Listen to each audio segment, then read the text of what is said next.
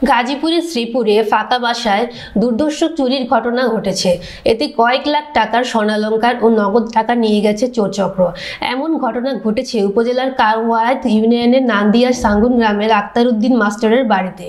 এই ঘটনায় মঙ্গলবার 24 ডিসেম্বর শ্রীপুর মডেল থানায় একটি লিখিত অভিযোগ দিয়েছেন ভুক্তভোগী পরিবার। ভুক্তভোগী পরিবারের দাবি, স্বর্ণালংকার ও নগদ টাকাসহ প্রায় 19 লক্ষ টাকার জিনিস নিয়ে গেছে চোরচক্রের সদস্যরা। ভুক্তভোগী আক্তার উদ্দিন মাস্টার জানান, 22 ডিসেম্বর বিকেলে বাড়িতে তালা দিয়ে স্বামী স্ত্রী তারা দুজনেই মেয়ের বাড়িতে বেড়াতে গিয়েছিলেন।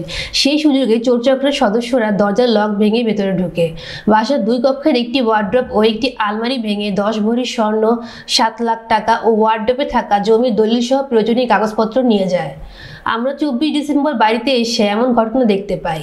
স্থানীয়রা জানায়, এলাকায় রাতে গরু চুরি সহ ফাঁকা বাসা বাড়িতে চুরির ঘটনা বেড়েই চলছে।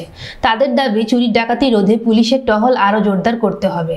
শ্রীপুর মডেল থানার ভারপ্রাপ্ত কর্মকর্তা ওসি জয়নাল আবেদিন মণ্ডল জানান, আমরা বিষয়টি তদন্ত করছি। এই ঘটনায় জড়িতদের গ্রেফতারে আমাদের অভিযান চলছে। আমার ওয়াইফ দুইজনেই বাড়িতে থাকি। দুইজনের আমাদের এক ছেলে এক মেয়ে। ছেলেরে বিয়ে করাইছি, সে উত্তরা থাকে, আর মেয়েরে বিয়ে দিয়ে দিছি। ওই মেয়ের একটু অসুস্থ ছিল, আমরা দুইজনেই মেয়ের বাসায় গেছি, বেড়াইতে গেছি বা মেয়েরে দেখতে গেছি। ওখান থেকে আজকে 10:30টার দিকে বাড়িতে আসি। আসিয়া গেটের তালা খোলার পরে দেখি যে ভিতর দেয়া বন্ধ, গেট বন্ধ। তখনই আমাদের সন্দেহ হয়েছে। পরে আপনার বাহির থেকে একজন লোক আনিয়া ওয়ার্ল্ডিং গাইয়া এই গেট খুললা, পরে ভিতরে দিয়ে অবস্থা। কি অবস্থা দেখছেন ভিতরে?